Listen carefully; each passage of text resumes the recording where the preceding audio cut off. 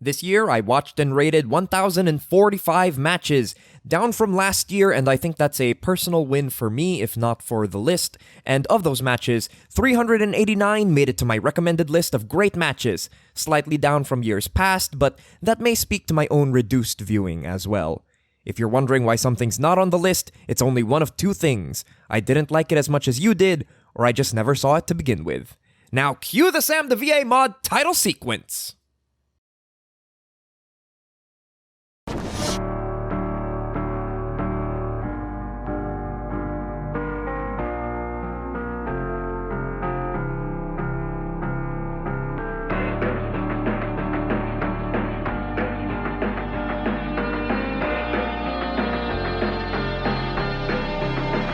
It's showtime. Let you cut me open just to watch me bleed. Gave up who I am for who you wanted me to be. Don't know why I'm open, so fucking naive. Falling for the promise of the emptiness machine. The emptiness machine.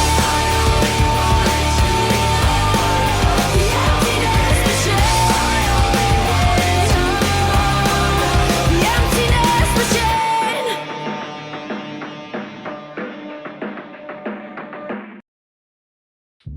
Part 1. A year of high peaks. My last two year-enders started with fairly negative feelings about the years they encompassed. Both in 2022 and 2023, I spoke about the frustrating developments in pro wrestling that cast a shadow over everything else in the industry. It's hard to say that too many of these trends really corrected themselves in 2024. The WWE under Triple H continues to achieve bigger box office success with a renewed critical acclaim from the majority of its audience, while still never quite hooking its grip on me too strongly. AEW remains a collective of diverse and exciting talent from multiple generations that's continually hampered by stop-start booking and baffling creative decisions that have led to a downturn of interest as well as in business. My mixed feelings on both major North American companies aside, I came away from 2024 feeling a whole lot better about the overall year than pretty much any other in the decade. While there's trouble to be found in America or even in Japan, with the economic recession greatly affecting both the business and creative aspects of pro wrestling, I feel like we're deep enough into the decade that the cream has begun rising to the top. It's not that the car is charging full speed ahead, like some might say when they hint at a new boom in pro wrestling. It's more that the engine is warmed up at last and things are moving at the very least. The gears are turning and the mechanisms meant to support and create great pro wrestling are getting just enough correct to lead to a year with some of the highest peaks of the decade. And one would be surprised just how widespread that sense of progress can be. Even with my frustrations with them, both AEW and the WWE churned out some of their best TV wrestling matches this year, and both even experienced some exciting high watermarks at larger events. Brief bursts of brilliance shining through the malaise of their overall products. But outside of that, you have CMLL barreling forward as the standard bearer for Lucha Libre, and then on an independent level, companies like DPW in America continue to bring a fresh and renewed platform for talent to develop and showcase their very best work. There's a lot of great to be celebrated this year, with most every category in this video being fairly hotly contested. I think the quality of the year as a whole can most be felt in the Match of the Year list later in the video, where I have the most 4.5 plus star matches on the list compared to any other in the decade yet. The high points of 2024 blow away a lot of the better work in the years beforehand, and I think that's a positive sign worth holding on to moving into the new year. Perhaps it's just a result of me watching a little less than 2023, pruning my viewing options just a little bit more, but even amidst all the drudgery of modern pro wrestling, 2024 came out on the positive side of things for me. Part 2. Event of the Year. For much of the year, this was a hotly contested category between two main contenders, CMLL Homenaje a Dos Leyendas and Action Wrestling's Dean. It was the classic battle of peaks versus consistency. Dean features the best double main event of the year with the incredible 1-2 gut punch that is the Damus Mad Dog dog collar match, followed by the Makabe Thatcher bout. However, Dean suffers a tad from an overstacked card that allows for rather brief but still noticeable filler to contend with. Meanwhile, Homenaje a Dos Leyenda never reaches the same heights, but it's a breezy and concise card. Every match delivers something good at the very least, and the main event remains one of CMLL's brightest moments of the entire year. I don't disagree with anyone who picks any of these two over my final pick, as at varying points in the year, they both slotted into the top spot. But for my money, the event of the year is DPW 3rd Anniversary.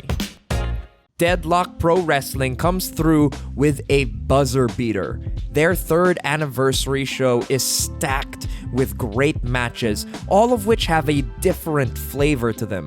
There's a scrappy slugfest between Mad Dog Connolly and Kevin Blackwood, a tense and patient bit of escalating action between Trevor Lee and Andrew Everett, a tag bout filled with big bombs and near falls in the VIF versus Speedball Something title match, and the blow-off to half a year of build in the fantastic Adam Priest versus LeBron Cozone national title main event. The variety and high level of work, combined with the continued sense that Deadlock are putting on a cohesive and forward-moving show, marks it as the best show anywhere in the world all year. There's nothing here that doesn't point forward, and even the lowest point of the card is mostly inoffensive. Things like Dean and Homenaje a Dos Leyendas can feel like these special occasions, brief respites that get to highlight the spirit of a thing. But DPW's 3rd anniversary is all of those spiritual principles in action, as it should be in the never-ending medium of pro wrestling. It's a tight race, but DPW came the closest that anyone's gotten in years to recapturing the super indie magic, and that gives them the best show of the year. Honorable mentions include Homenaje a Dos Leyendas, Dean, DPW's Limit Break, Netflix's The Queen of Villains release commemorative event, Josh Barnett's Bloodsport Bushido, and AEW Revolution. Honestly, pretty strong year for standalone events. Part 3. Promotion of the Year. Consejo Mundial de Lucha Libre. For the first time in the decade, a 2-time winner and in consecutive years. CMLL has been firing on all cylinders basically since Caristico regained the mantle of becoming the original Mystico. In 2024, they have their best year of the decade yet. Where previously, CMLL dominated with consistency via the reliable trios formula, this year saw them reach the highest peaks they've seen all decade long. We'll be talking about that a fair amount later on, but needless to say that 2024 had several of what I'd call the best CMLL matches of the decade so far. And they count among the best in the whole world. In fact, CMLL was especially notable for hosting top-notch work from non-CMLL talents that came to visit, as was the case for the likes of Bryan Danielson and Zack Sabre Jr. Outside of that, though, the formula is set in stone and the great matches get churned out with shocking regularity. The Rudos attack and the Technicos come back, often with God Among Men Mystico being at the center of it all. It is a rare thing for an Arena Mexico Friday show to pass without something worth recommending or even just some new dive sparking the imagination of the internet. For a period in the middle of the year, the company churned out greatness at an alarming rate between major singles bouts, fun trios, and everything in between.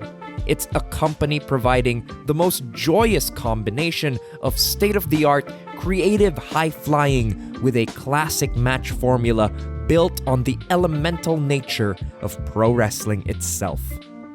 Honorable mentions include DPW for being the best American indie promotion featuring some of the scene's absolute best talents, and Sendai Girls for the sheer consistency of their top-level talent in a variety of tag settings. And really, not much outside of that. These are the only 3 promotions I feel worthy of the spot here in 2024. Part 4. Tag Team of the Year. This was perhaps the weakest year for tag team wrestling this decade. Perennial contenders for this category in The Astronauts and Violence is Forever both took a back seat this year. For the Astronauts, it felt like they didn't have nearly the same level of competition to put together a strong year for themselves with. The same could perhaps be said of Violence is Forever, but Koo's bouts with injury plus a pretty lackluster run in GCW do just as much damage to their case. With our regulars not coming through this year, we find the best tag team of the year in Team 200 kg. Chihiro Hashimoto and Yu are a third of what I half-jokingly and half-lovingly refer to as the Sendai Six. Combined with names like Miyomomono, Yurika Oka, Mika Iwata, and Dash Chisako, 200 kg were cornerstones of my favorite aspects of Joshi in 2024.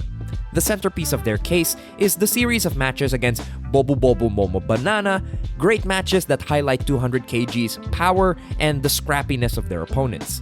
It's an extremely close case with BMB, and I don't begrudge anyone who picks the other side of this rivalry, but I thought 200 kg functioned best as a tag team up and down the card, playing these major obstacles for anyone in their path.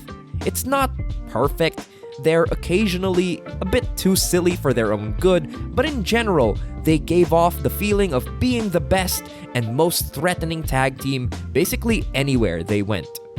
Honorable mentions to Bobu Bobu Momo Banana, The Conglomeration, Darby Allin and Sting, Violence is Forever, and the CMLL Technicos as a whole. If I was cheating, that last one would probably have won the year.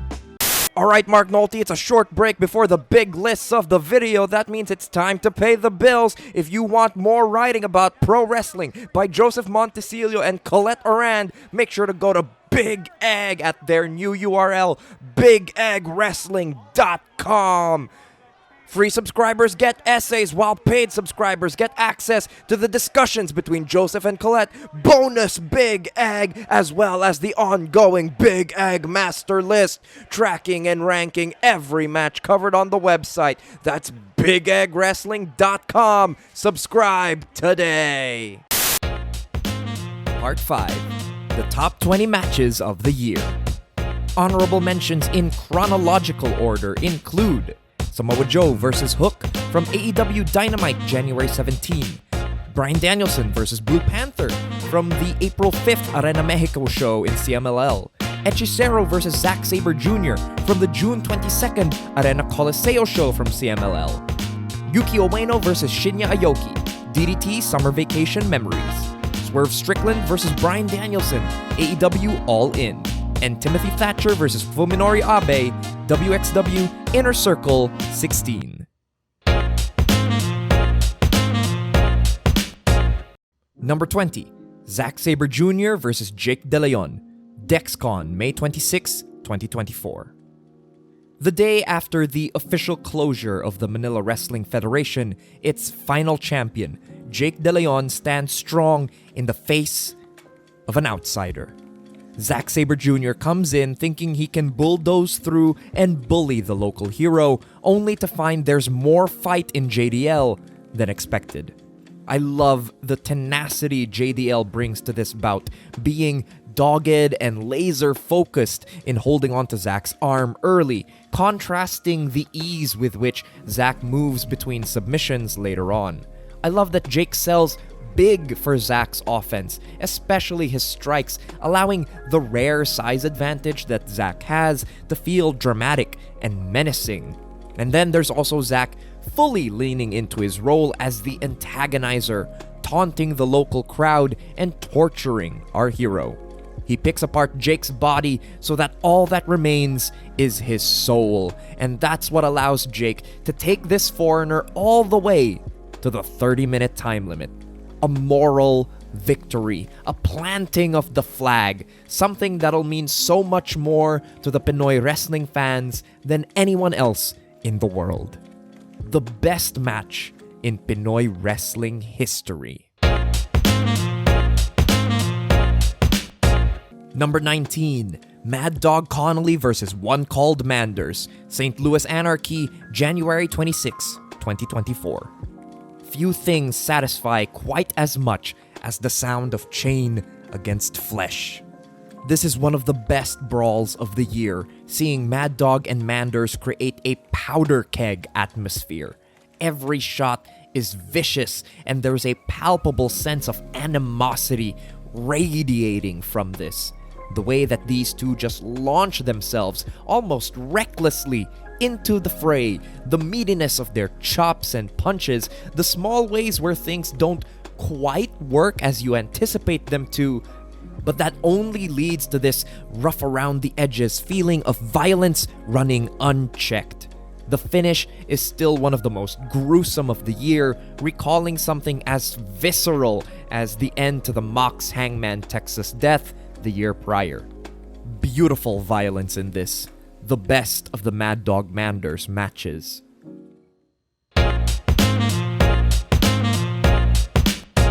Number 18, Chihiro Hashimoto vs. Shinya Aoki, DDT, April 7, 2024. Shinya Aoki launches into his excellent year by trying to bring Chihiro Hashimoto's shoulders to the mat. Hash does so well to work with and against Aoki in this, being one of the few wrestlers in the world that feels credible trying to out-grapple him. As with all of Aoki's best work, there's such a delightful sense of tension behind every hold, such that when shoulders hit canvas, it's always a little breathtaking when they pop back up again.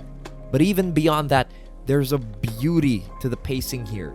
Everything escalates so smoothly, organically moving from the mat to a standing position to even a brief skirmish on the floor, all heightening and ramping up the tension until the time limit abruptly brings things to a halt. It truly felt like an ongoing struggle and fight cut off by the regulations of time instead of something stretched and padded to meet a time limit goal. After a match this great, it's a shame they didn't revisit it for Aoki's KOD title reign.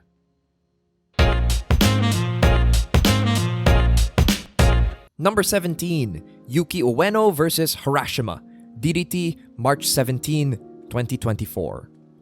It's not the perfect DDT title epic. I would have liked just a bit more from Ueno's body selling, and I wish he put a little more fire and scrappiness behind his offense at points. But the first two acts are all strong enough to support one of the best finishing stretches of the year. Harashima tries to pick apart the younger man, bruise and batter his midsection, but then a blackout sleeper from Ueno changes the game entirely. Look at the bloodshot eyes on Harashima after that choke. Oxygen struggling to course through his body as he musters up all the strength he can to try and take his title back. For a moment, it even looks possible as the ferocity of thunder backs every single of his kicks. But alas, a brief mistake and the tenacity of youth wins the day for the defending champion here. Harashima will have one more shot at the title before the year's end, but that's its own tragedy that we'll get to later.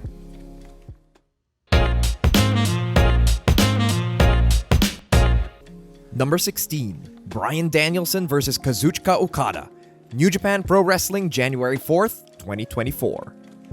The American Dragon returns to the Tokyo Dome with the expressed goal of breaking Kazuchika Okada's arm. And man, do I love seeing him work in this context. The match acts as something of a coda to the Continental Classic run from 2023, with Dragon carrying both his aggression from the tournament as well as the vulnerability of his damaged orbital bone still being in play. To have it happen in the Tokyo Dome with the crowd coming alive for him too, it's just truly delightful.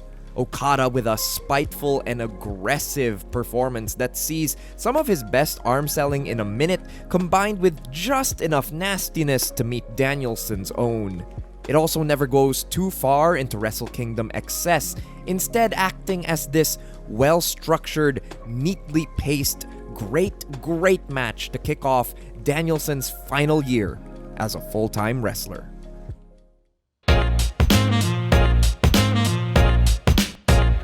Number 15, Darby Allin vs. Jon Moxley, AEW September 25th, 2024. While not his best match, this might be the best Jon Moxley performance of the year. On the first in-ring bout with his new Death Riders persona, Mox gives us the clearest and most compelling picture of that character yet. Here, he is vicious in all the grossest ways that only Darby Allin seems able to encourage.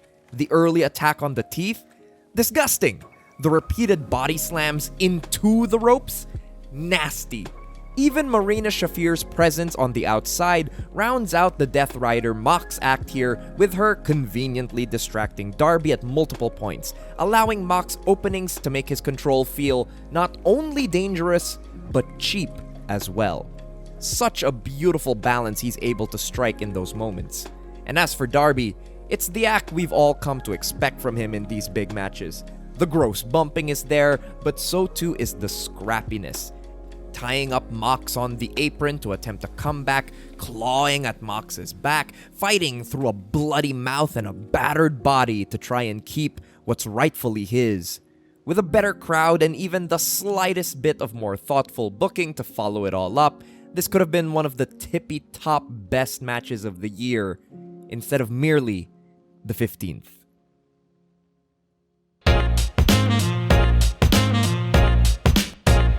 Number 14, Mark Briscoe vs. Roderick Strong, ROH, July 26, 2024. Lightning struck for Mark Briscoe, and he became the ROH World Champion. Could he do it again against the relentless onslaught of someone like Roderick Strong? What results is a much more traditional babyface heel title bout that's elevated by the great work in control of Roddy and the natural sympathetic nature of Mark. That includes some of the finest heel moments of the year, such as Roddy nailing Mark with the J-Driller and the absolute euphoria of Mark popping right back up from it to commence his comeback. That's helped with Mark tapping into a signature great Briscoe blade job, and hell, even the interference from the Undisputed Kingdom lends some honest-to-God heat here, with the satisfying payoff of Mark clearing the deck. In a sweet touch too, Mark does it on his own terms here, not relying on the J-Driller as he had earlier in the year, and continuing to prove that he is his own man. Never forgetting Jay, but not needing to live in the shadow of tragedy forever.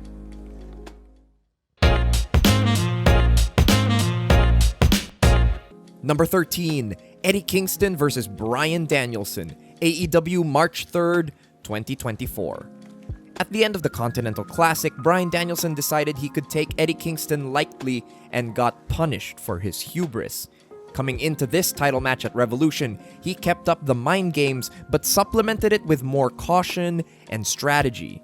Where Bryan spent the CC semifinal trying to unnerve Eddie, here we see a much more traditional approach as Bryan picks a limb and goes right for it. That leads nicely into another fantastic Eddie Kingston limb-selling performance here, working with a nerfed hand as he tries to prove that he can defeat a focused and locked-in Danielson. This match does so well to play on classic tropes we've seen in the past. The way Danielson rope-a-dopes Eddie into leaving his arm open for attack, how he lures Eddie into that decisive chop against the ring post, and then all the ways that leaves Eddie limited throughout the rest of the match. Danielson comes in with his mind and cunning, but at the end of the day, it's still a battle of heart.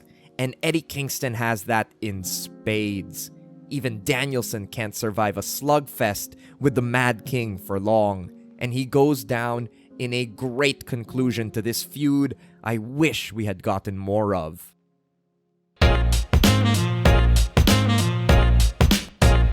Number 12. Hechicero versus Euphoria versus Valiente versus Esfinge. CMLL, September 13, 2024. There's truly nothing quite like the glorious spectacle of an Aniversario Apuesta match. Arena Mexico is packed to the rafters, and these four men absolutely wrestle to match the occasion. Sure, this suffers a little from the elimination stage being primarily big fireworks and spots, but the trade-off is that it's one of the great fireworks displays of the year. Just stunning dives and bumps wrestled at an incredible pace. The lack of traditional structure is made up for by just how well-paced it all is, balancing these breathtaking dives with just enough time to let every big spot breathe and then moving right on to the next sequence. The real money here, though, is when things come down to the singles bout between Hechicero and Euphoria. Early in the match, Hechicero injures his arm, an injury that haunts him to this day, and he wrestles the last 30 minutes or so of this bout with it bandaged up. Something like that adds so much innate drama to this, especially every time Euphoria grabs a hold of the arm to execute a move or to torment Hechicero's injury. This allows us to have Hechicero's finest babyface performance of the year, honest to God sympathetic as Arena Mexico rallies behind him. What structure may have been lacking in the elimination stage becomes present here as we get a series of wonderful payoffs to things like Euphoria's repeated powerbomb attempts, or even his attempts at a Dragon Sleeper style hold to take Hechicero out. When Hechicero pulls off the win at the end too, there's always the true emotion behind an unmasking. Euphoria out there with his fellow Infernales, Mephisto, and his son Soberano Jr., putting an end to one truly great stage of his career. There's details to pick apart, sure, but when the atmosphere and the spirit of a thing is so true, that carries a hell of a lot of weight. And unmasking in Arena Mexico, that's simply the realest thing in the world.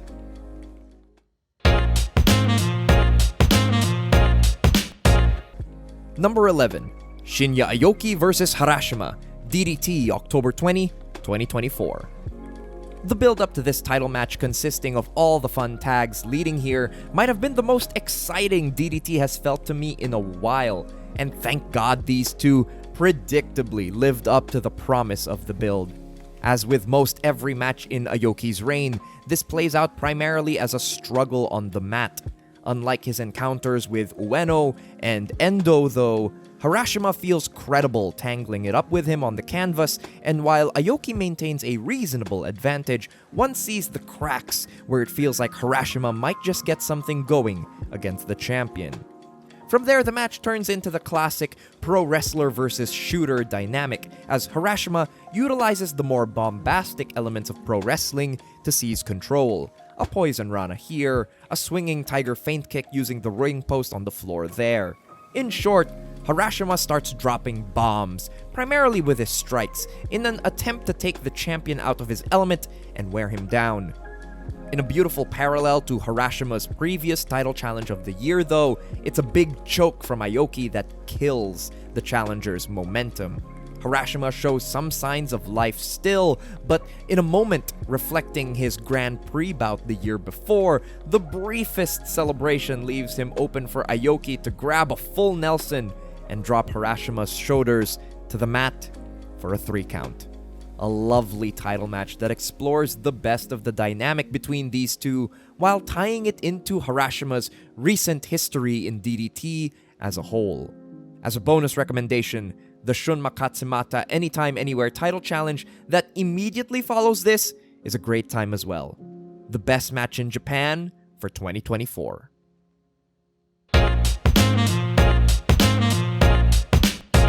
Number 10, Eddie Kingston versus Mark Briscoe, April 5th, 2024.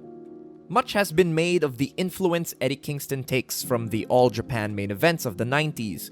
We get some of that here too, with Eddie throwing a rare Nodowa Otoshi into his offense, putting Mark through a chair set up in the middle of the ring. There's also those blistering strikes that populate any Eddie Kingston match that he takes from Kenta Kobashi. But even more so, we get to see the influence from his GOAT, Terry Funk. Eddie plays the situational heel in this instant, not only presented as a villain, but leaning into his role as a mountain to be overcome. To that end, he busts open Mark Briscoe and does a great job going right for the cut, attacking it to really get the crowd rallying behind Briscoe. Beyond just the offensive aspect of it, there's the emotion of it too. One can almost see Kingston in real time accept that he's got no friends in the building in this evening, and how that fuels his need to punish and test the challenger. That presence in the moment, that service to the story presented is as true a Terry Funk tribute as anybody could ask for. And as for Mark, it's one of his finest moments as a single wrestler ever, constantly reaching for the support of the crowd, stoking up their love for him, fighting back and fighting hard against the grand obstacle that is Eddie Kingston. There's so much emotion put into his work, especially here on the anniversary of Jay Briscoe's own first ever ROH World title win. Through a familiar crimson mask, Mark's able to do the work that any great babyface should, making us care for him, root for him, live and die by his success. Small note, but the commentary performance here is amazing as well. There's a lot of sincerity there from Ian Riccoboni especially, and that adds a lot of meaning to an already special occasion. Mark Briscoe mans up, and it's a sight to behold. Number 9, Mystico, Blue Panther, Ultimo Guerrero, and Volador Jr. versus Bryan Danielson, Jon Moxley, Claudio Castagnoli, and Matt Sydal. CMLL, March 29, 2024. Few things this year have felt like such a joyous celebration of the wrestling I love than the main event of Homenaje a Dos Leyendas. There's so much here to adore, but chief among them truly is the presence of Bryan Danielson in Arena Mexico. What I love so much about this match, and Danielson's performance in particular, is that he sidesteps the easiest shortcut of the dream match atmosphere and moves towards something just a little more authentic instead. This was a crowd that came out to see the Americans. You can tell from the vociferous yes chants, but God bless him, Danielson, and by extension the rest of the BCC team here, work as Rudos instead. It's one of the more spirited and oppressive Rudo performances in CMLL this year, likely brought on by the extra motivation of these guys making their Arena Mexico debut in such a big spot. What results is the best CMLL tag of the year, but more than that, the one that comes closest to capturing the gang warfare vibe of CMLL tags of decades past. There's so much room to play here, tapping into the best qualities of an interpromotional bout. Danielson ducks Blue Panther, making the anticipation for their eventual interactions and the singles match even greater. Mystico ruling the roost as the god of Mexico in the face of the Americans. Claudio demonstrating his abilities as a base while also flexing his Rudo tactics learned from opponent Ultimo Guerrero. There's so much here. A match that feels like celebration without leaning on novelty. The match this year that felt like the most rewarding result of the greater openness with which American wrestling is interacting with the industry beyond it.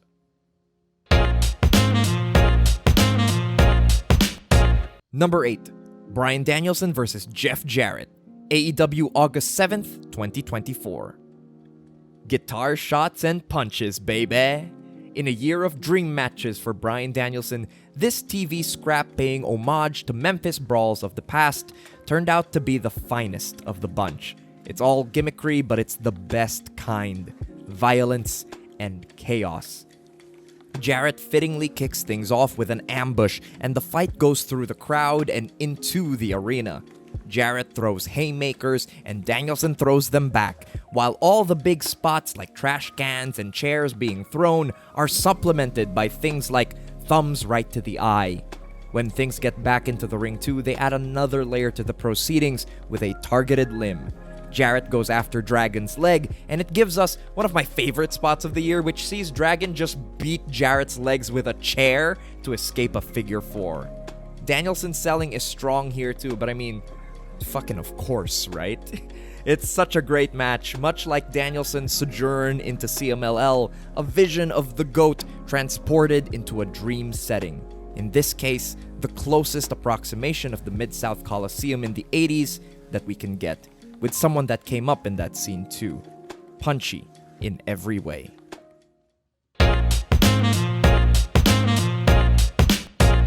Number 7. Adam Priest vs. LeBron Cozone. DPW December 15, 2024.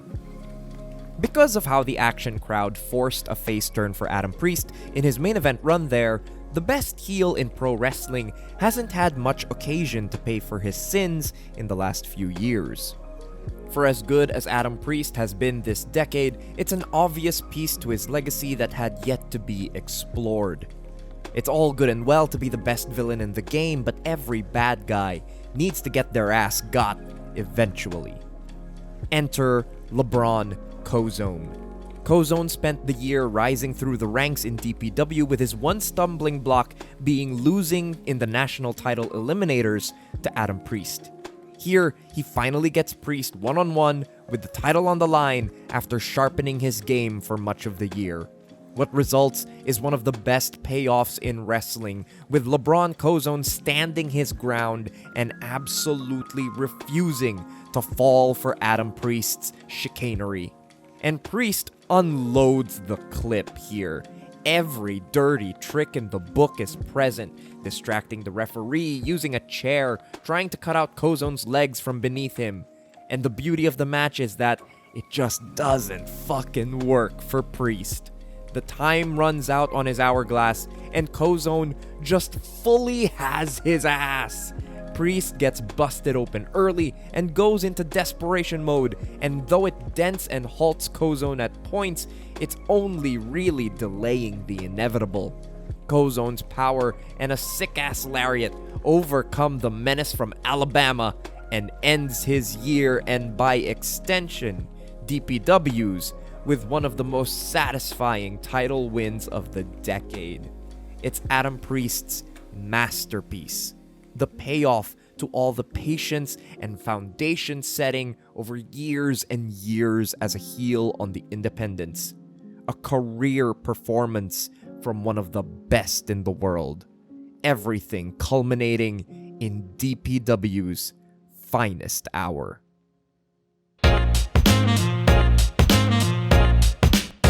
Number 6. Hechicero vs. Blue Panther. CMLL, June 11th, 2024. Where the Homenaje a Dos Leyendas main event gave us a vision of the synergy that Lucha Libre and American wrestling could accomplish, this match between Hechicero and Blue Panther gets right to the heart of Lucha Libre as a style instead. It is, in my opinion, the best match Mexico has seen all decade long, and it's a wondrous thing. In his career year, Hechicero gets the opportunity to lock up with a living legend in Blue Panther, and they milk the absolute most out of all the inherent drama here. For one, Hechicero's llave stylings in the first fall are a great mix with Panther's own abilities on the mat. Watching them work in and out of those slick, complex-looking holds is always a delight, but especially when Hechicero finds himself somewhat flustered by how well Panther can still hold up, even in his old age. The blessing of the three-fall stipulation in Lucha is that it allows such natural avenues for escalation, such as when Panther has to amp up the energy in the second fall, all leading into the big dives and drama of the third. On that front, Panther looks almost miraculous in this. There's such emotion he's able to convey here, not only the struggle, but also the awe of what he himself is capable of. You can see him draw from the energy of an Arena Mexico crowd so raucous, you can barely even tell that they've only half filled the building for a Tuesday night. And the look on Panther's face when he executes some of those stunning dives in the third fall. It's like he himself is shocked about what he's still able to accomplish at this point of his career. It's the timeless story of an old vet finding that he's not out to pasture quite yet, even when youth can't help but win out in the end. Tale as old as time, with all the tragedy and triumph inherent in such a thing. The best match from the world's best promotion this decade.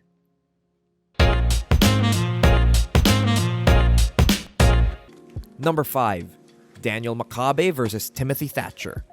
Action Wrestling, April 4th, 2024. In so many ways, 2024 was a year of farewells. Among the most compelling threads of the year was Daniel Makabe's retirement tour, one that wouldn't be complete without a final skirmish with a career-defining opponent in Timothy Thatcher. Here in the main event of Action Wrestling's Dean, there's so much for these two to live up to. The legacy of their rivalry, their send-up to Battle Arts, and the tribute to Dean himself, and Makabe and Thatcher live up to pretty much all those lofty expectations.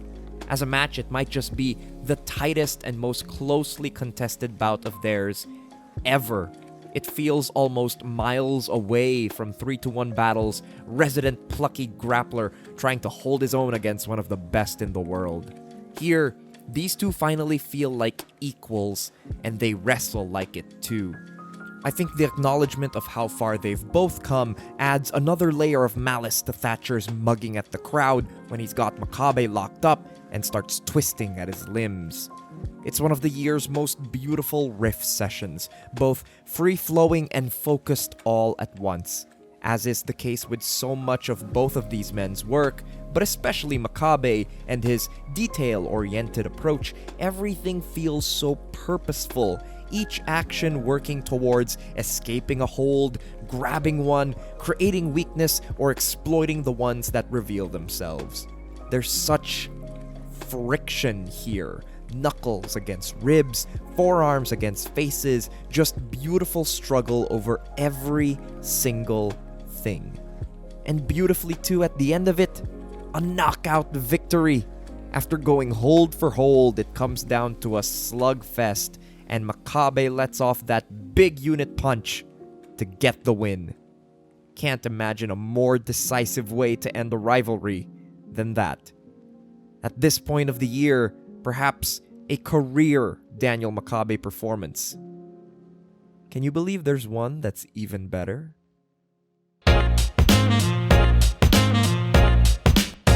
Number 4. Bryan Danielson versus Jon Moxley. AEW October 12, 2024. Another farewell from this year, this time to my favorite wrestler ever. The GOAT was stabbed in the back in Chicago and enters his hometown seeking vengeance on Jon Moxley. One of those rare things in AEW where the talent, the place, and occasion line up so well. The hometown crowd wants Moxley's blood, and they live and die by Danielson. Once again, we see the greatness that Moxley's Death Rider act brings to this time with a much more invested crowd than in Arthur Ashe. With this Tacoma crowd bought into their hometown hero, Mox's heat segments land with just a little extra oomph. The malice of attacking Danielson's neck, the small moments he's able to pause and really rile up the crowd, the honest-to-God heat. The heat! Danielson, for his part, gives us one final defiant babyface performance. There's the exhilaration of him brawling with Moxley as the final countdown blares out, a final echo to his iconic performance against Takeshi Morishima in 2008. But there's also a doomed quality to Danielson's performance. At several points, his steely determination gives way to doubtful desperation. He needs the crowd more than ever, but only because his body has begun to fail him. He overextends, striking with Moxley when Moxley is happy to undercut him, or going for one tope too many and getting dropped into the concrete for his trouble. There is defiance there, though. Think about how beautiful it is to have Danielson hear the crowd calling for him to stop Mox's head in, and how sweet when he delivers on their request.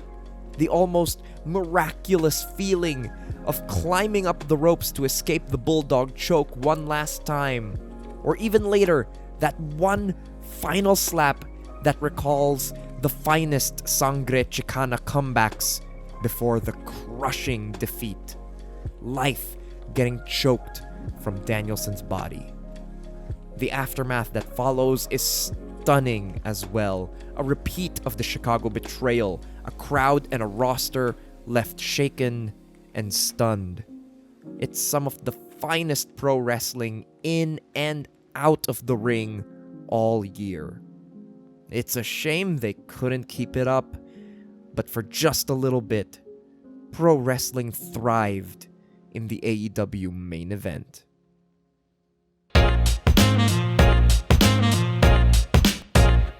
Number 3, Daniel Makabe versus Kevin Koo, SCI July 12, 2024. The goodbyes keep coming. This time, it's Daniel Makabe saying farewell to pro wrestling. This retirement match gets hosted in the Southeast in the TWE Arena.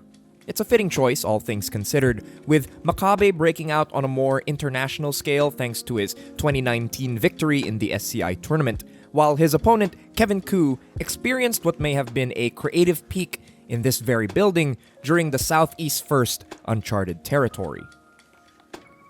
From all these things alone and the occasion of Makabe's retirement, there's already a lot of meaning baked into it all. Luckily, the work in the ring lives up to all of it. It's filled with the kind of steadily escalating struggle that marks so much of Makabe's work. What Koo and Makabe accomplished so well here, too, is that sense of building violence and animosity between two friends. It's not quite as instantly explosive as something like the Fighting Detectives 1 main event, but it does start to build with frustrations mounting until these two are actively out to hurt each other both on the mat and when trading shots on their feet. And then, the tope. It's something of a twist right out of Atlantis Villano III. Makabe launches himself out to the floor at Koo, but in the process gets busted open for his trouble. And my god, does Makabe bleed here. He taps into an absolute gusher. One can see the blood pour from the wound. It transforms Makabe's typically cerebral and detailed match type into something of pure heart instead. Through that crimson mask, Makabe finds himself in deeper waters than ever before, and he has to either gut it out and win, or bleed out and go home. The details are still there though, the fighting for holds, the focus on limbs, even a callback to the finish of their first match. There's something special about that blade job though, a physical manifestation of time running out on Makabe's career and adding a heightened drama to the final stretch in the way that blood just does oh so well. As with the Thatcher match too, the conflict veers away from the cerebral and becomes so much more urgent and immediate.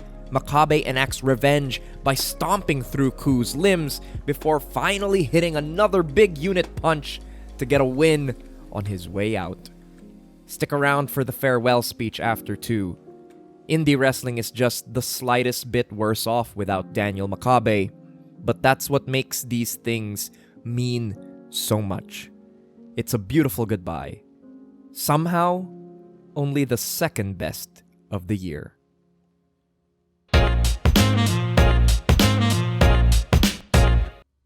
Number 2, Sting and Darby Allin versus the Young Bucks, AEW March 3rd, 2024. Pure euphoria. This is no mere sugar rush. It is a bolt of lightning rushing through the body with all the power and fury that comes with it. It is, by far, one of AEW's greatest ever successes on basically every single level of execution. From the build-up to the final product, basically every single thing goes right for the Stinger's last ride. So much working in this match's favor, and for once it feels like AEW just rides it all out to its natural conclusion instead of letting something die after showing promise. This is no mere retirement either. If it was just another goodbye, it perhaps wouldn't feel half as impactful. The match brilliantly brings together so much. The weight of Sting's career first and foremost, yes, but the build's choice to invoke the unfortunate passing of Sting's father so close to this match adds a narrative theme of fatherhood to the whole thing that's just so beautifully expressed. Sting becomes a father figure to Darby Allin, of course, and then, more literally, Sting's own sons come to stand by his side to get their share of vengeance on the dastardly Bucks. I often talk about the joy of smaller details and restraint on this channel, but if you're going to go big, make it the biggest and the best it can be. Fall off the ladder through real glass like Darby, bump off the ramp like both the babyfaces. If you're the Bucks and you want to be the bad guys, then eat the largest pile of shit when paying for your sins. Everything here is major, gigantic, larger than life in a way that feels true to the spirit of pro wrestling, incorporating every single trick and choice in the book to maximize the overwhelming feeling. Because at the end of the day, through all the chaos and gimmickry, the emotion at the heart of this tag match is the truest one we want from any pro wrestling in the world. The simple feeling of, yeah, get his ass. It's so amazing to see the Bucks get their asses got. As a team, the Young Bucks have always had their shining hours in matches that see them eat the most shit. Here, they turn back the clock to their best days in Reseda, running into two righteous heroes that have no compunctions about turning the Bucks' wickedness right back at them. It's their finest performance of the decade, one built around bumping and leaning into the spiteful and pleasantness they can tap into so well. Even threatening to go overboard on the ladder with their "we're not sorry, we hate you" line. These things are easier to bear when there's the fucking rush of seeing Sting no-sell a table bump off a ladder to offset the dorkiness. True goddamn heroics, so earned in the moment and vindicating to see unfold. And then the Stinger fucking wins too! In the very same arena where he had his breakout match all those years ago at the first Clash of the Champions. It's just too perfect, too correct for words. Sometimes the good guys win, and sometimes they do so in astounding fashion. Long live the Stinger.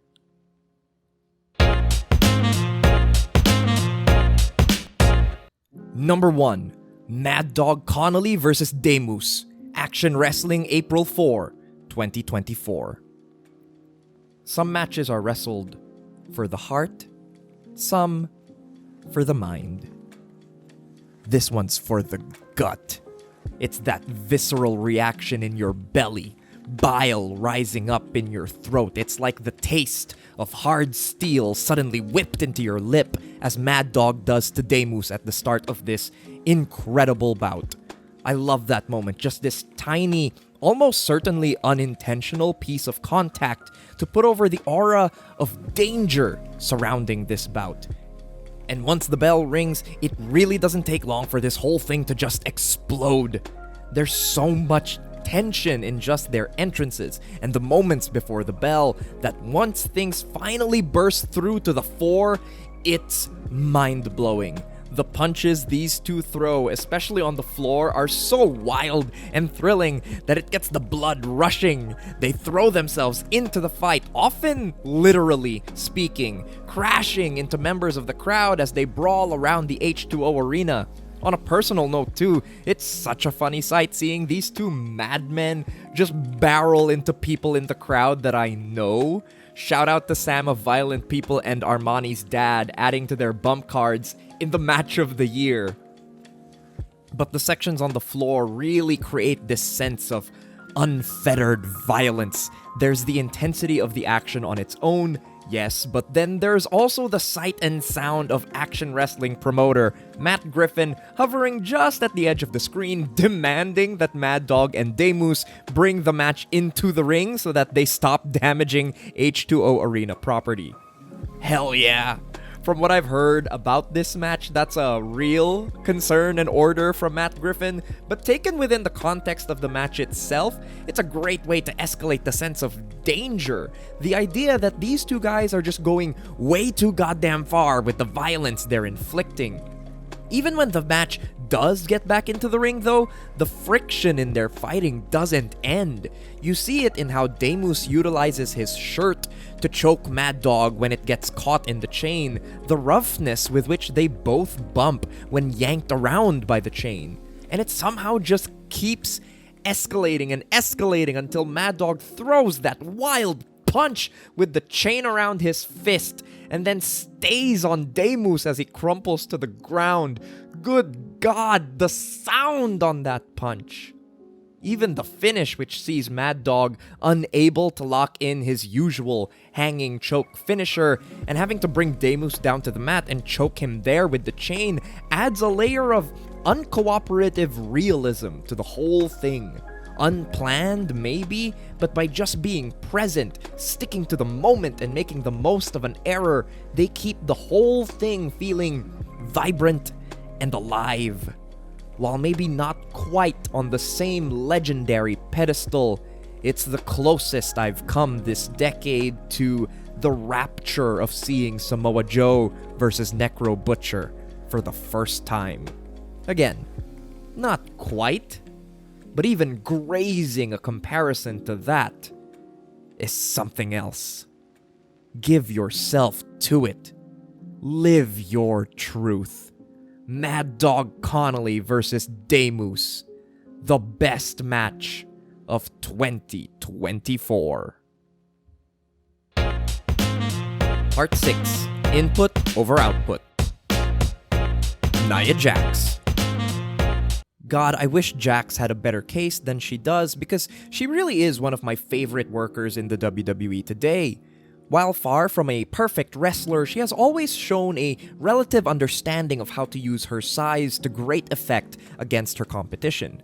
In 2024, she had the opportunity to really show off an even sharper side of her big woman bully role.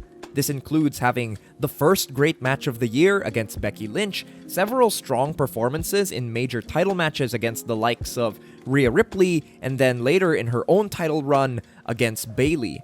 Her best moment comes from her Queen of the Ring run, though. The best Bianca Belair singles of the year, and a truly decisive crowning moment in the finals. Nia gets a lot of guff from many fans online, but as far as bully heel wrestlers go, she may just be one of the smartest and most effective in the world today. Sheamus. Ever since returning to WWE TV, Sheamus has been one of the most consistently entertaining in-ring performers on the show. It helps that he spends the year in and around fellow European wrestlers. The Gunther match at King of the Ring is one of the best TV bouts of the year in any company, and the Ludwig Kaiser rivalry is a fun offshoot of that. Plus, the pair of Pete Dunne matches are some of the most compelling work of the latter in quite a bit. Basically, every time Sheamus got the chance, his performance stood out and often elevated everything around it as well. Shane Taylor. Talk about someone that really should be given more than they've got. Shane Taylor was the bedrock of some really strong TV in AEW throughout the year. There's the early year feud that saw him and Lee Moriarty take on Jon Moxley that I feel like didn't get nearly enough credit than it deserves. He's one half of one of the better Bryan Danielson TV matches of the year as well on Collision. He's not often pushed up the card, but in the ring, he always comes across as a brash, loudmouthed bully that can get the best out of the company's babyfaces, whether that be Orange Cassidy or a briefly babyfaced Roderick Strong. Shane Taylor never really disappoints in the ring, but he's just never given the chance to rise up past a certain point in the company. That's, I guess, understandable given how packed the AEW and ROH rosters are, but at least he can find some recognition right here. Part 7. Top 20 Wrestlers of the Year. Honorable mentions in alphabetical order include one called Manders, Blue Panther, Orange Cassidy, Sari, Sting, and Templario. Number 20. Zack Sabre Jr. While many will point to his victory over Bryan Danielson as the starting point of Zack's great year, I think he really gets in touch with his best self while wrestling Jake De Leon in Metro Manila. As I mentioned earlier, I have a biased and personal view of this, but Zack's performance in Manila, combined with what a joy he was during his week-long tour of Mexico later in the year, spoke to how great the man functions as an antagonistic outsider. He's become almost too entrenched in Japan to ever capture that fully again with his New Japan work, not to mention that he's often given uninteresting pairings within that scene, despite being pushed finally to the top of the G1 and the IWGP title. For me though, Zack's year is defined by the work he did outside of Japan, whether it be having a dream match with Daniel Makabe in the States, locking horns with Hechicero in Arena Coliseo, or pushing the best in the Philippines to the absolute limit. Number 19. Atlantis Jr. There's an edge to Atlantis Jr. that stands out among his CMLL main event contemporaries. One sees it in his selling during heat segments, and even as he fires up in those spectacular technical flurries. There's something just a little more grounded and realistic about his expression that I enjoy greatly. As a regular part of the CMLL main event rotation, he's had many chances to display that as well, whether that be with his rivalry against Soberano Jr. or in the myriad trios matches that populate his year. In a year as great as CMLL had though, while Atlantis Jr. continued to shine, he didn't end up with the lion's share of the glory. As a rock-solid part of the world's greatest promotional machine though, there's no keeping him off the list. Number 18. Claudio Castagnoli. I feel Claudio Castagnoli, like fellow Death Rider Wheeler Yuta before him in years past, doesn't get enough credit for being a consistent and reliable presence on TV. He can always be relied upon to help ground a multi-man tag nicely, and his prowess as a stunning base got highlighted well this year with the multiple bouts against CMLL talents. In this regard, his best performance comes in the Homenaje a Dos Leyendas main event, but his strong TV work deserves citing as well, including his tags and singles against the likes of Hangman Page, Darby Allin, and Brody King. Those Darby matches towards the end of the year especially stand out as some of his better performances in singles matches this year, giving him a nice close to a fun 2024. Far from the flashiest case you'll ever see, but still a rock-solid one that deserves its spot on this list. Number 17. Timothy Thatcher. It's a strong year for the peaks of Timothy Thatcher's work. Thatcher only ever seemed to dip in and out of my viewing rotation this year as he took on a lot more US indie bookings with talent that I care for, but basically every time he did, he delivered at an extremely high level. When paired with someone even close to his ability, Thatcher produced some of the best indie wrestling of the year. The peak of that is closing out the Daniel Makabe rivalry at Dean, but there's smaller scale one-offs that also come out so great, helping make LeBron co-zone on the path to the DPW national title, having an almost Maestro-esque chain wrestling clinic with Alex Shelley at Prestige, and then a fun return to his former stomping grounds of WXW, where he churns out the best fighting detective style match of the year against Fuminori Abe. He even delivers a late-year great bout against NXT's Charlie Dempsey.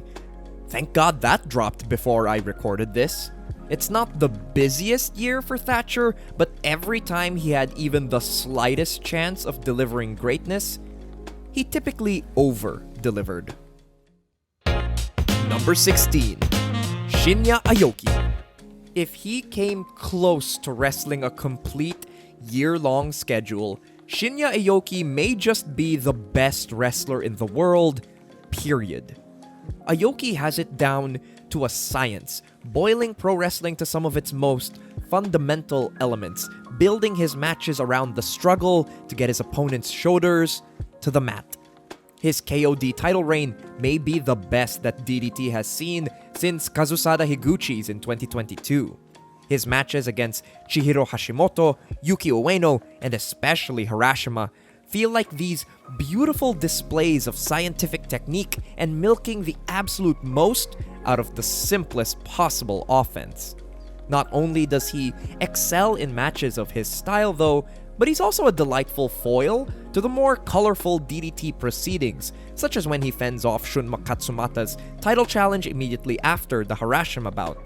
I wish we got more of Aoki in bigger spots, because as is, he felt head and shoulders above the male competition in Japan. Number 15. Gunther. Here's the dirty little secret. While modern WWE remains not my particular cup of tea, their television has been host to great wrestling matches with the most regularity this year since perhaps the start of the pandemic.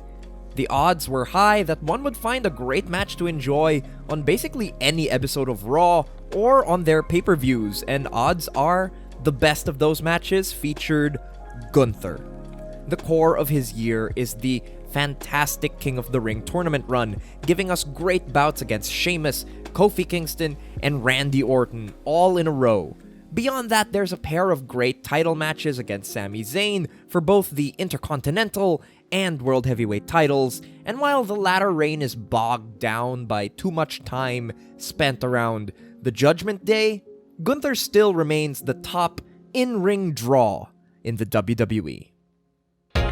Number 14. Mark Briscoe. Arguably the most charming and endearing babyface on American TV. As the founding member of the conglomeration, Mark grounded some of the best TV tags in a year where tag team wrestling didn't do much to dazzle me on mainstream TV. Beyond that too, there's his achievements as ROH World Champion, having two of the year's most resonant and well-done title bouts against both Eddie Kingston and Roderick Strong. His impassioned selling, honed through decades of face in peril segments, combined with his energetic personality, makes him one of the most compelling figures in wrestling. Always delivering in the ring and reaching career-level highs as a singles competitor this year, Mark Briscoe was the very definition of man up in 2024. Number 13. Mio Momono. This year, Mio spends less time shining as her own star and a little bit more as one half of the better tag teams of the year. Alongside Yurika Oka, Bobu Bobu Momo Banana has been an energetic and fiery babyface tag team whose best work comes against the best team of the year in Team 200kg. That BMB is a relatively close second is a high watermark for Mio's year. Mio's performances always stand out too, as she's the more experienced and more polished one in the team. Every time she's in the ring, she's brimming with energy, firing off some truly crunchy strikes, and all in all, doing a great job making it feel like she's fighting for her life. While much of her year sees her in various tags, she also has major single bouts to hang her hat on against the likes of Aquino and a rematch against the Queen of Evil, Mayumi Ozaki, and even a nice hard-hitting match against Mika Iwata towards the end of the year. Still one of the best women's wrestlers in the world, if not quite the best for 2024. Number 12. Adam Priest. On a pure input basis, Adam Priest might genuinely be the best American wrestler in the world. I don't think any other wrestler on the planet has demonstrated such a mastery of the psychology and execution of American-style wrestling in the way Adam Priest has. It's like he was pulled right out of the 80s territories and dropped into the modern day, and it is a joy to watch. Every match he's in has a sense of clever, traditional structure, and he's one of the most adept in-ring heels in the entire world. The complete package of stooging, bumping, and threatening tactics. He's one of many talents that has benefited from making DPW their most notable place of work in 2024. Focusing in on DPW allowed him great opponents like Andrew Everett earlier in the year, and then quickly escalating to become the DPW National Champion, and having arguably the best title run in the promotion's history. His feud with LeBron Cozone to close out the year is one of the best in all of wrestling and culminates in his masterpiece, a career performance dropping the national title to Cozone at the best show of the year. It's all the DPW work that lands him this high, but there's also the late year feud against Manders in Action Wrestling to bolster the list as well. I wish he had just a little more to do in the Southeast, or even out on the West Coast where he's received bookings with DPW's partners West Coast Pro and Prestige, but as it stands, he still marks himself as one of the absolute best in the world today. Roll Tide!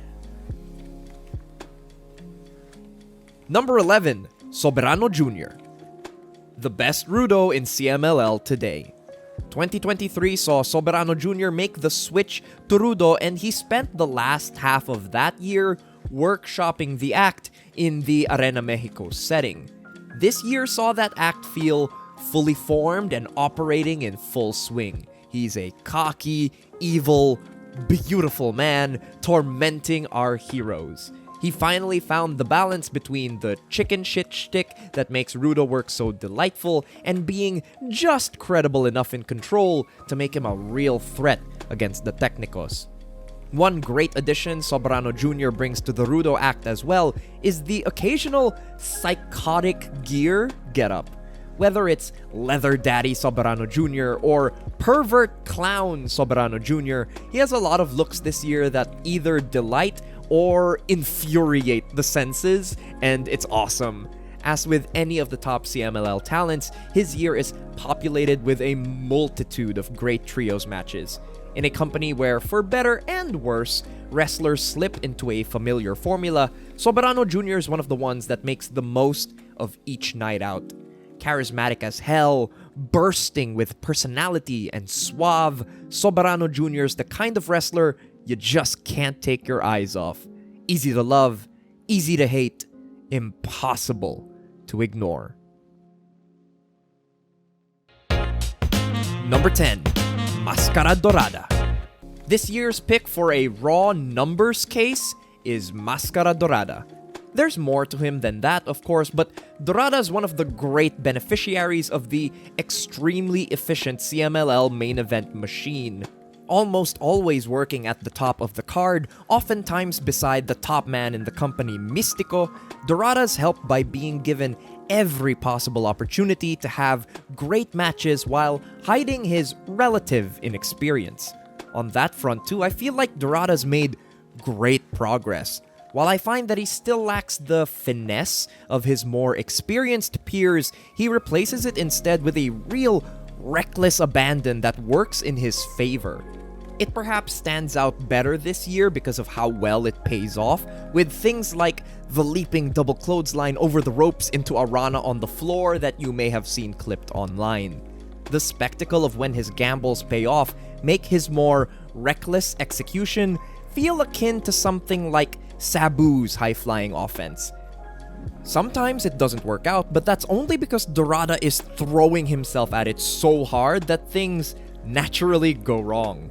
And even when he is left up to his own devices, what results are strong singles efforts against the likes of Barbaro Cavernario or Stuka Jr. It'll be a while yet before Dorada needs to take on the mantle of being Místico's successor, But at this rate, it's not a crazy stretch to think that he could do it. Number 9. Jon Moxley. I'm writing this in January 2025 when the love for the Death Riders and Mox himself has taken something of a downturn in online circles. So I'm here to plant my flag and say that while the Death Riders have been mishandled since, Jon Moxley remains one of the best wrestlers in the world. Is he a perfect worker? By no means. Even early in the year, there's some unfortunate additions to his case, like the poor three-way match in the Tokyo Dome, or the relative lack of spark behind his IWGP title reign, though it's fair to say he was far from being set up for success on that front either. So it's a mixed bag for Jon Moxley. But the great remains some of the best stuff of the year. The initial turn on Bryan in Chicago, all the way up to the title win in Tacoma, is some of my favorite TV work Moxley's ever done in his entire career. Just an uncanny ability in that time period to feel like a shot in the arm for the company, both in and out of the ring. Go even further, and his title defense against Orange Cassidy remains one of my favorite of the year, and a promising view of what Mox can continue to deliver with the right opponents. Even beyond the Death Riders, though, Mox's case is a little more robust than some people give him credit for. The Josh Barnett match at Bloodsport is a bloody delight, quite literally, and earlier in the year, his TV feud with Shane Taylor Promotions is a highly underrated highlight of AEW. There's also one of the best limb-selling performances of the year against Konosuke Takeshita, and basically every time he locks up with CMLL talent is must-see. Is it an up-and-down ride with Jon Moxley moving into 2025? Sure, but they could never make me hate you, Mox. Just keep giving us greatness to hold on to. Don't make me regret it. Number 8. Roderick Strong. With only one notable exception, the best TV wrestler of the year. Roderick Strong got out of the wheelchair and spent 2024 having great matches. His international title reign dethroning Orange Cassidy and losing to Will Ospreay was strong, despite being so short-lived. In the middle of it too, he had the dream bout against Fuminori Abe in DPW, a match that really seemed to light a fire under Roddy's ass for the rest of the year. From there, Roddy's just a highlight of TV every time he's given the space to stretch his legs. The ROH title match against Mark Briscoe is one of the absolute best this year, but their smaller scale interactions in conglomeration tags are all worthwhile as well. For a good month or two, Roddy thrown up against the conglomeration was one of the most surefire matchups to include on any given episode of AEW TV. His fantastic sense of pacing and his offensive arsenal keep every match feeling explosive and relentless. Beyond those wonderful tags, there's even more scattered singles performances, like an indie bout against Timothy Thatcher, and then a turn to a more sympathetic character in the build-up to one of my favorite MJF matches of the year. It's not the most natural thing in the world to have Roddy as a babyface, but there's still great heavy-hitting matches in there against Shane Taylor and the Beast Mortos, not to mention how well-structured and enjoyable the eventual match against MJF itself was. If you were in the ring with Roderick Strong in 2024, it was a pretty sure bet that greatness was bound to follow. Number 7. Chihiro Hashimoto. The best women's wrestler in the world.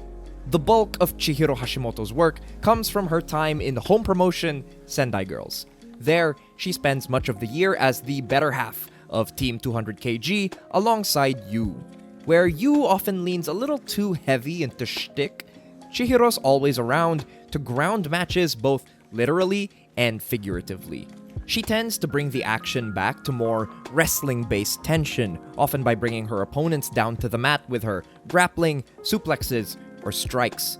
She acts as something of an anchor for what I've started calling the Sendai Six, the crop of talent at the top of the Sendai Girls roster that cycles in and out of the main event scene, typically in tag bouts. Hashimoto has the best resume of the bunch, regardless of her partners or even her opponents. It helps too that she rounds out the year with a handful of performances against mentor Meiko Satomura, often looking like one of only a few talents that can really match Meiko's intensity. What separates her from her fellow Sendai 6 though is just how high she's able to peak this year in singles work.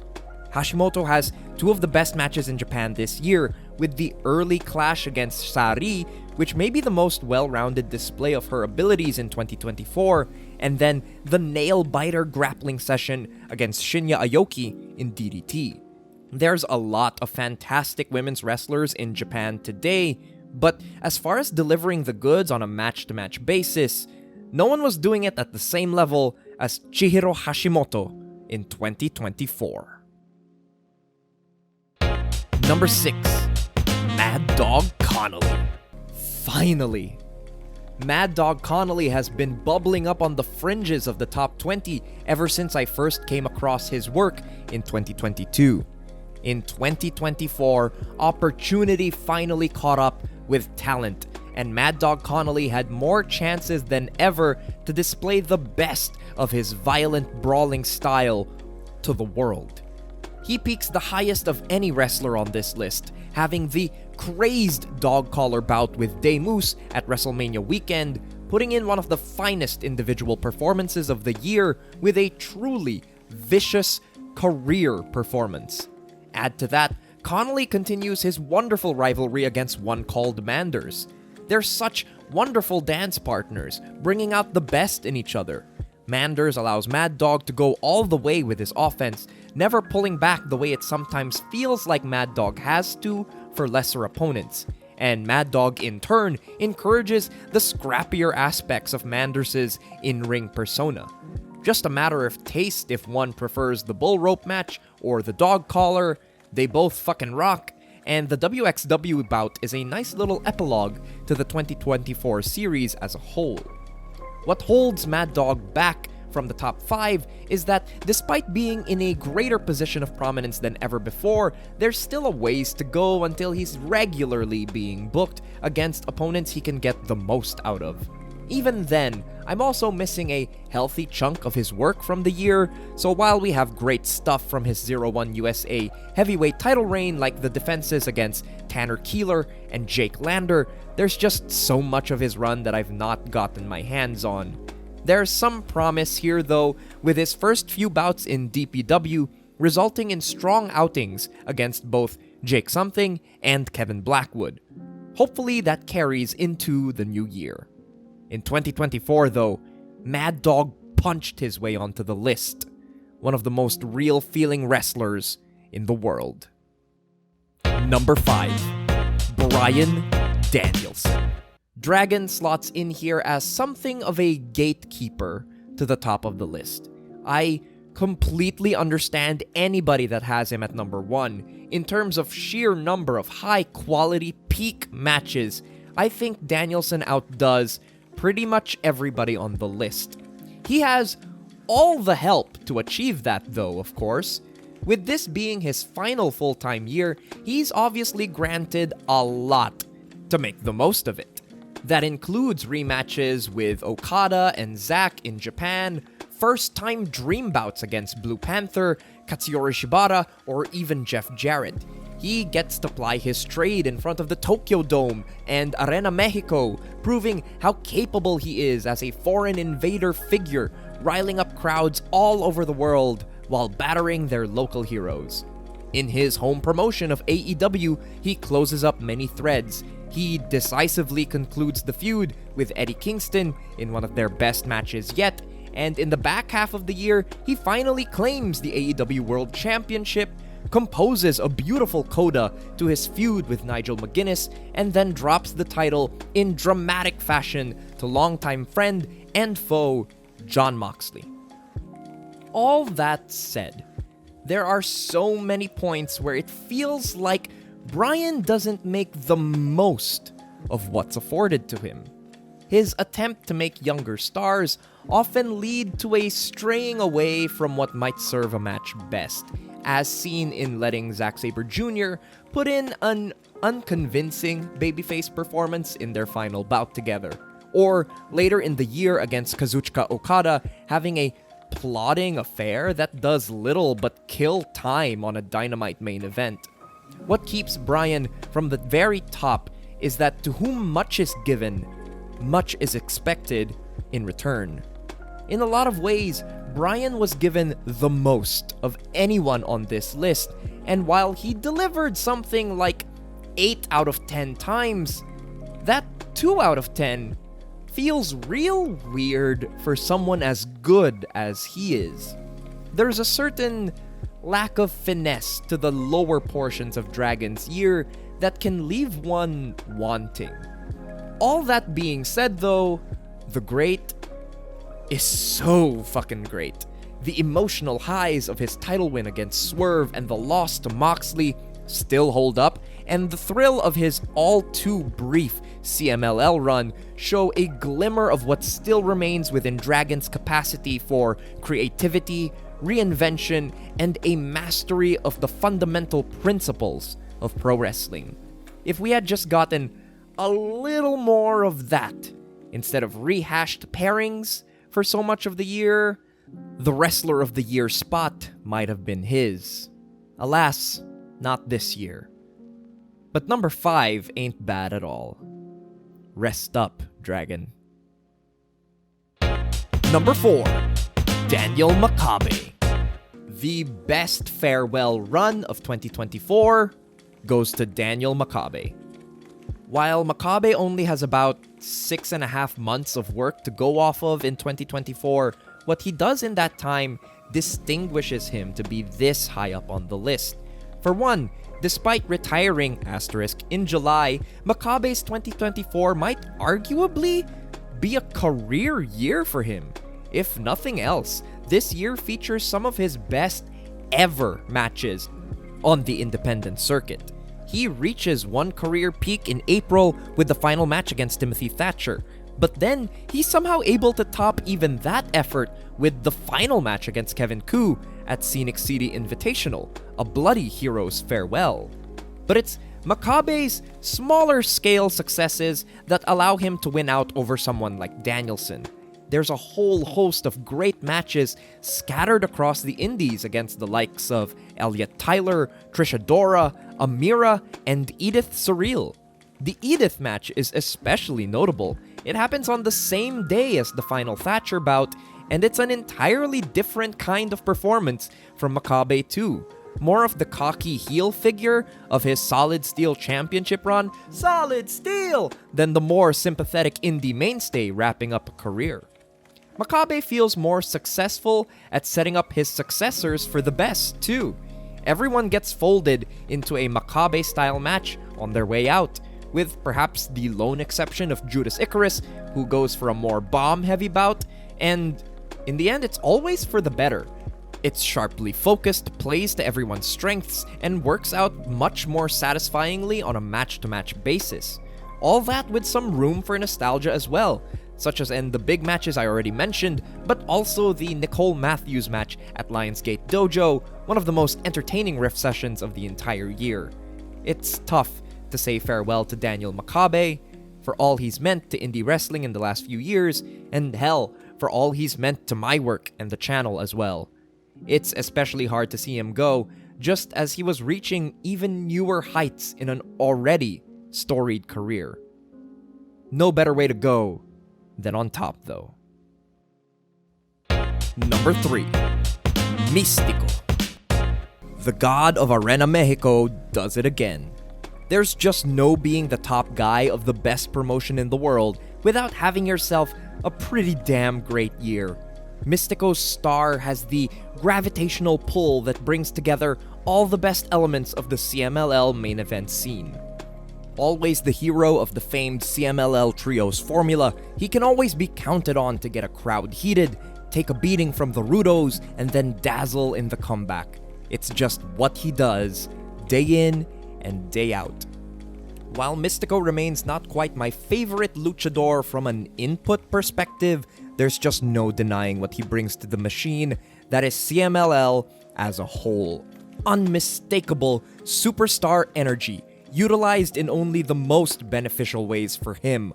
Lots and lots of trios matches, and then big match singles bouts sprinkled throughout. He's a masterwork of innate charisma and personality combined with picture-perfect booking from his home promotion. And even on the input front, this year has some of the best stuff from Mystico all decade long.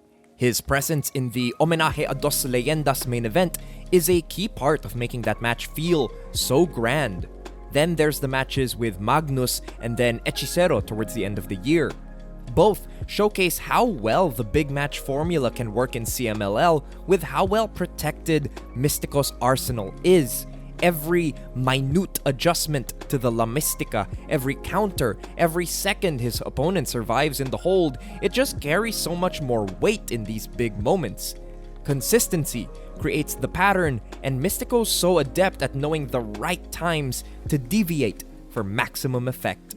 There's just a big time feel with Mystico, regardless of if he's wrestling Arena Mexico's main event, doing a showcase on AEW TV, or high-fiving kids at Coliseo Coacalco. The best ace figure in wrestling right now. Number 2, Hechicero. But the best luchador in the world is Hechicero. After years making his name on the indies, then working his way into a comfortable position as part of the fantastic Los Infernales trio, Hechicero spent 2024 working as more of his own man, and it was just what he needed to have the best year of his career ever. Of all the people that Bryan Danielson worked to help solidify in 2024, Hechicero may have been the greatest beneficiary, and he didn't even have to beat Dragon to do it. The February 3rd bout between them is one of the best matches in America all year, and Hechicero as a dance partner helps bring out one of the most interesting and compelling Danielson performances of the year. It's the match where Danielson's signature generosity gets utilized the best, as Hechicero is able to make the most of all the room Dragon gives him to work with. From there, it's strength to strength for Hechicero. Despite working as a rudo, he becomes a strong sentimental favorite for CMLL crowds. It starts really bubbling up during the Zack Sabre Jr. match in Arena Coliseo, where the crowd fully gets behind the hometown hero to get the ass of the foreign invader. But that connection to the crowd really hits its apex during the Aniversario. After being the emotional core of the four-way feud leading into the big apuesta, Hechicero puts in a performance of almost mythic importance and scale. There's things to quibble about, yes, but the main takeaway is that he injured his arm early in the match and kept fighting for over half an hour before getting the big win and taking Euphoria's mask. That's the sort of magical Arena Mexico moment that a wrestler can hang their hat on pretty much for the rest of their lives. Hechicero is by far the best big match wrestler in CMLL, with all the best singles matches of the year involving him. He's so adept at channeling the innate energy of CMLL's crowds and raising the bar with his actual work. Of all the CMLL wrestlers on this list, Hechicero's the one that feels the most well-rounded. The sick liave chainwork down on the mat that allows him to take his time, building towards bigger bumps, dramatic dives, and real heroic-feeling moments. It's a small thing too, but he's also one of the wrestlers in the company that throws decent punches, and it's something I wish would return to CMLL's house style even more. But as with any of the best wrestlers in the world, Hechicero also excels on the small scale. A fun Rampage main event against Commander here, a great Lucha Memes match against Selwa there. Hechicero was a can't-miss talent basically everywhere he went in 2024. Except maybe Britain, but the less said about the Zack rematch, the better. Lucha Libre may be the strongest style this year, and Hechicero was its strongest soldier. Number 1. Darby Allin. That face-painted freak fucking did it. Darby Allin wrestles unlike anybody else in the world. I don't think that's a stretch to say. It's hard to find anyone else that has his powerful understanding of the simple fundamentals of pro wrestling, whether that be structure or selling, and then combines it with an almost inhuman ability to bump in the most heinous and disgusting ways possible. It's something we haven't seen synthesized in this way since maybe the peak of Mick Foley's career, and even then, Darby Allin continues to up the ante as far as finding new ways to destroy himself for our collective viewing pleasure. Here's the key to Darby's position at the top of the list though. I have a theory that Darby would still be this great even without the insane bumping. Look at any of his matches, and beneath the insanity is some of the finest structuring of wrestling anywhere in the world. Watch all the moments before the first big bump, and you'll see that Darby Allin understands straightforward, elemental wrestling on an almost bone-deep level. Darby can make me leap up and cheer for a simple exchange of headlocks long before his body even touches concrete. I almost wish he'd stick to the simple stuff a bit more. Follow the path he was on with the Punk return match back in 2021. It's a challenge that will require just as much fearlessness and confidence as the crazed crashes. That said, we have examples of matches that hew closer to that in some of Darby's best smaller scale efforts this year, notably the Rampage bout against The Butcher, the multi-man tags that see him teaming with FTR, or even the first Claudio Castagnoli bout. Let's be honest though, there's no denying just how much the bumping adds to the whole experience. Darby's great strength is making every match feel like life or death, and it's so much easier to buy into the death part when he's throwing himself around in that way. Just no coward shit from Darby ever. Full force charging headlong into danger, whether that be diving for a tope right to the floor, landing leg first into the apron, or whatever other sick shit he perpetrated upon himself this year. Darby's reckless approach to his own bodily health offers up a perfect canvas for his opponents. It's easy to look like $1,000,000 when you have an opponent willing to die for the cause. As such, Darby's so adept at getting the best out of basically anyone he's in the ring with, whether that's bomb thrower Konosuke Takeshita, a newly heel Hangman Page, or a fellow high-flying babyface in Commander. If you're good, Darby got something great out of you. If you were great, Darby let you have perhaps your best performance of the year. In that way, even though they never wrestled against each other this year, Darby Allin might just be the one best successor to Bryan Danielson in 2024. Not quite the generational babyface yet. I do still struggle to sympathize with Darby, though he has improved on that front. But just look at the goddamn matches, man. The Sting retirement, obviously, but it's all the stuff outside of that astonishing peak that counts the most. He's a borderline miracle worker, getting so much out of basically everything thrown his way. He had Will Ospreay's best match since the Miracle Dome performance by Kenny Omega, better than even what Danielson attempted this very same year. It was the kind of performance that makes me think Darby could do anything if he put his mind to it. Darby Allin spent 2024 bringing everybody around him up to his level instead of coming down to theirs. No compromises, just pure quality. Darby Allin, quite simply, the best in the world. Darby Allin, the best wrestler of 2024. Thank you everybody so much for getting to the end of the video. If you are still around, I just want to send a massive thank you to you for your patience. I know that this year the video took a little longer than usual to get out, and I appreciate anybody who sticks around and still wants to hear my thoughts on pro wrestling. And while producing this video, it did sort of hit me that this is the 6th in a row that I've made a year-end video. 2019 isn't available anymore because of the unfortunate effects of speaking out, but man, it really did humble me to realize that I've been doing this for so long and that so many people are still around finding value in the work that I do. And I just want to say that I appreciate you all and I'm deeply grateful. And on that front, of course, I want to send out a massive thank you and my deepest gratitude to SamTheVAMod, who helped me co-edit this video. He has done fabulous work as usual. Hit him up for all your editing needs. And of course, I want to send a massive thank you to everybody who is supporting me over on Ko-fi.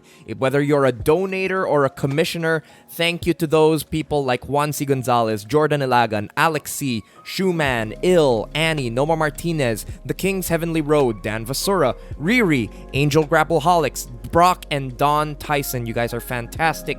And a huge thank you to my monthly supporters who are still sticking with me: James Draper, Captain Jack Heartless, Eddie Roberts, Jacob Dickens, Chick Fritz, Spiders in My Bed, Timothy R. Buchner, Kid Kingpin, Joe Humphreys, Christopher Jackson, Four Pillars of Hell, Sean, Emily, Mason Rollison, Carve Cutta, Jacob VR, Merch Table Mafia, Ando Commando, Shane, Vibe MD, Christoph, Questin Besnahard, Christopher Richards, Dom G, Austin Shermer, Wrestling Playlist, Woo, Francois DeBuck, Justin Robert, Secret Cow 42, and Matt Wasung. You guys are absolutely fantastic. I cannot thank you all enough. More to come in the new year, as it will, as it comes. Thank you all so much for your patience, your indulgence, and your time. Take care and have a good one.